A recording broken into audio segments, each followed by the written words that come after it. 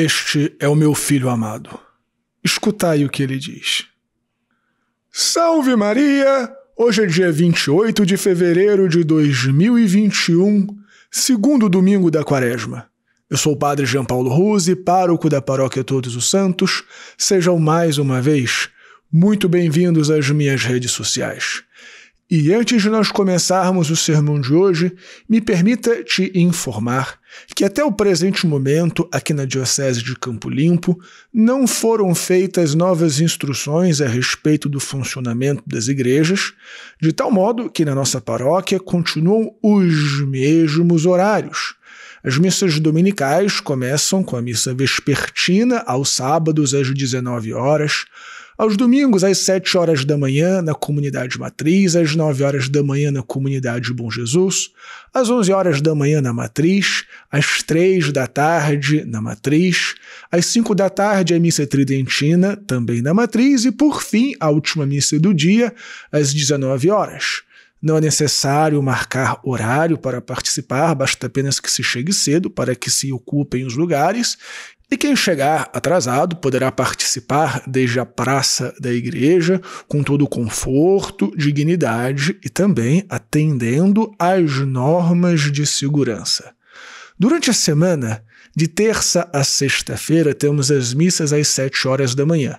E antes disso, desde as 6 até pouco antes da missa, eu estou disponível para ouvir confissões. Terças e quintas, das 10 ao meio-dia e das 6 da tarde às 8 horas da noite, eu também estou disponível para ouvir as confissões. E nas quintas, das 6 às 8, o Santíssimo fica exposto e às 8 horas da noite eu dou a bênção do Santíssimo. Às sextas-feiras, às 6 da manhã, enquanto eu estou ouvindo confissões, o povo também se reúne para rezar a Via Sacra. Me ajude, meu filho, minha filha, a divulgar os horários da nossa paróquia e vamos rezar para que não haja nenhuma modificação por parte das autoridades eclesiásticas. Também eu gostaria de te pedir, meu filho e minha filha, que desse o joinha nesse sermão, que fizesse um comentário, que compartilhasse nas suas redes sociais, pelos aplicativos de mensagem, porque estas coisas ajudam muito o nosso apostolado virtual. E se for possível para você, faça também uma doação para a nossa Paróquia Todos os Santos, considere ser um doador mensal, porque estamos de verdade muito necessitados do seu apoio. Obrigado pelo seu engajamento, obrigado pela sua generosidade. Deus te abençoe e salve Maria!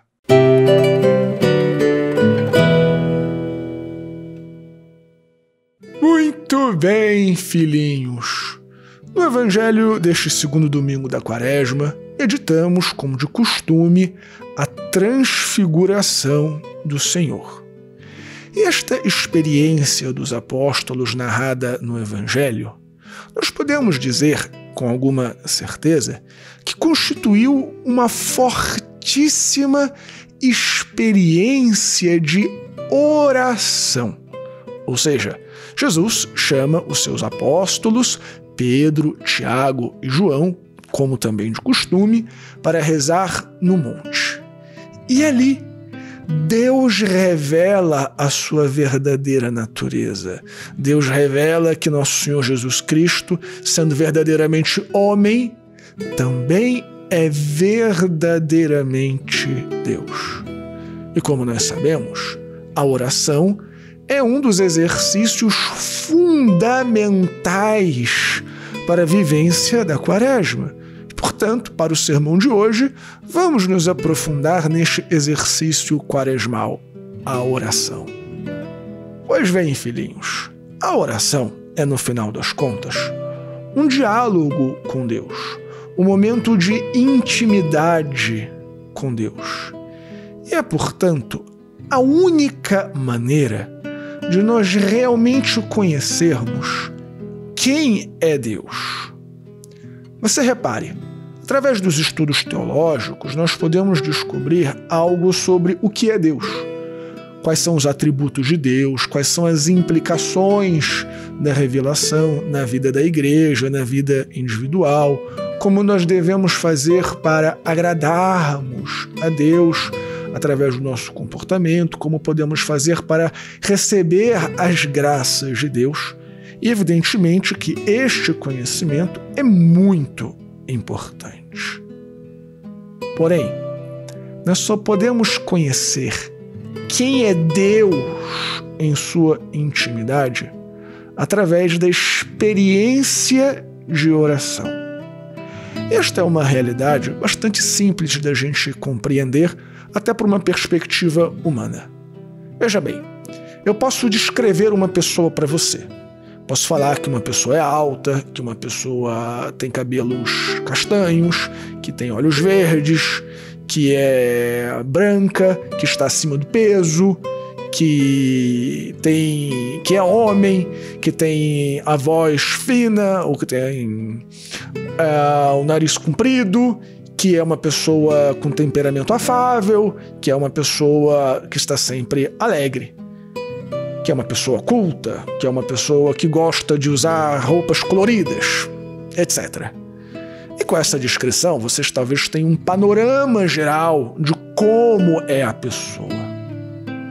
Mas a gente só pode dizer que conhece aquela pessoa quando de fato começa a conversar com ela, quando de fato começa a viver um pouco da sua intimidade. Bom, se esse princípio vale para nós, é evidente que de uma maneira ainda mais profunda, ele se aplica a Deus. Conhecendo os atributos de Deus, conhecendo a obra de Deus, conhecendo a revelação, nós podemos saber um pouco sobre o que Deus faz, nós podemos conhecer um pouco sobre como Deus age. Mas conhecer de fato quem é Deus somente será possível através da intimidade que se consegue na oração. E veja bem que nós dissemos agora há pouco que a oração é um diálogo, ou seja, um exercício de fala, mas também de escuta. E na nossa oração, nós louvamos a Deus, nós agradecemos a Deus pelos seus benefícios, nós pedimos a Deus aquilo que julgamos ser necessário para o nosso bem. Porém, esta é apenas uma parte da verdadeira oração. Porque na oração nós também devemos escutar o que Deus nos diz. E olha, filhinhos, eu não quero parecer aqui supersticioso e nem doidinho de dizer eu escutei a voz de Deus quando eu rezava. Não é assim. A experiência de Deus na oração, e eu entendo que ela tem um caráter bastante subjetivo, mas de fato, na oração Deus nos fala.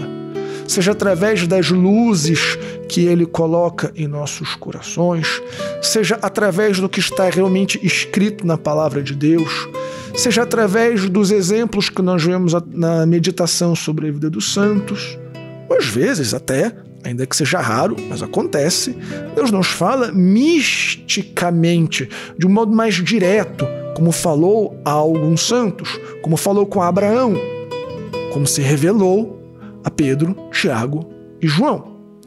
Mas seja de um modo mais místico, ou seja, através da nossa subjetividade, Deus certamente nos fala através da oração e quase que exclusivamente através da oração. É claro que Deus também pode nos falar ou manifestar a sua vontade através da indicação dos nossos superiores, como, por exemplo, o bispo, o padre, os pais da igreja. Mas falar-nos pessoalmente, eu acredito que seja uma experiência vivida unicamente na oração. E, filhinhos, nós sabemos como às vezes a vida pode ser muito dura, como às vezes as coisas que acontecem à nossa volta podem nos deixar muito confusos. Você imagine, por exemplo, a situação que Abraão viveu na primeira leitura. Olha, perder um filho deve ser uma dor incomensurável. De verdade, eu não consigo imaginar como deve ser a dor de perder um filho. Mas o contexto em que acontece a primeira leitura é ainda mais grave, porque tudo na vida de Abraão, que nós conhecemos nas Sagradas Escrituras, girava em torno da promessa de seu filho. Quando ele saiu da casa de seu pai, em Ur, com 50 anos de idade, ele saiu porque Deus tinha prometido que lhe daria uma terra, que lhe daria uma descendência. E essa promessa demorou 50 anos para se cumprir. Se vocês estudarem ali os relatos bíblicos, perceberão que Abraão teve Isaque com 100 anos de idade. E, de repente, Deus, com Abraão já com seus 100 e poucos anos, pede o sacrifício do seu filho. Não era apenas a vida de Abraão que terminaria ali. Não era apenas, ou melhor dizendo, não era a vida apenas de Isaque que terminaria ali, mas era toda a vida de Abraão. Todo o sentido de tudo que Abraão tinha realizado morreria ali com seu filho Isaque. Mas Abraão nutria uma confiança muito grande em Deus. Não sei se vocês estão a par, mas os sacrifícios humanos eram, infelizmente, muito comuns nas religiões da época de Abraão e da região onde Abraão habitava. Tanto que Abraão ele não fica escandalizado com o tipo de pedido que Deus faz. Mas sabia que aquilo ali representava, de alguma maneira, o fim de tudo. E ele continuou confiante que Deus faria alguma coisa. E essa confiança que Abraão tinha em Deus era fruto da intimidade que ele tinha com Deus. Se até aquele momento Deus havia sido fiel, não obstante a demora pela perspectiva humana, Abraão sabia, porque conhecia Deus, que de alguma maneira, mesmo estando tudo muito confuso, mas que de alguma maneira Deus interviria na história para que as coisas acontecessem segundo a promessa de Deus. Abraão, vocês podem ter certeza, não sabia que ia vir um anjo, que Deus ia prover um outro animal para ele fazer o sacrifício. Abraão não sabia disso. Abraão não era vidente, Abraão não tinha bola de cristal. O que Abraão tinha era confiança em Deus, porque conhecia Deus. E assim como Abraão, como foi dito agora há pouco, muitas vezes nós também estamos em situações na vida onde tudo parece confuso, onde tudo parece perdido, que a gente parece que foi colocado num beco sem saída pelo próprio Deus. E quantas pessoas, quando estão nessa situação, não caem no desespero, abandonam a fé, se tornam pessoas amargas ou tomam as decisões mais tolas de suas vidas. Somente é possível manter a esperança na atuação de Deus. Somente é possível manter a esperança de que Deus é bom e de que Deus proverá quando nós realmente conhecemos a Deus. E este conhecimento, como temos dito até aqui, vem única e exclusivamente da oração. Então, filhinhos, vivamos esse momento de Quaresma, que é o momento do deserto, que é o momento de ir ao encontro com Deus para ouvir a voz de Deus.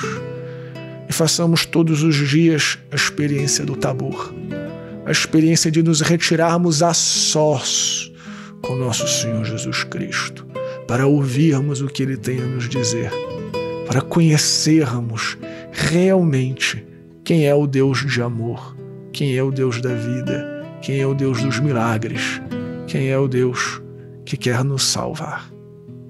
De um modo muito concreto, então, não se esqueça de todos os dias da sua vida, evidentemente, mas ainda com maior ênfase nessa Quaresma, de dedicar um tempo a sós, todos os dias, com profundidade, com Deus nosso Senhor.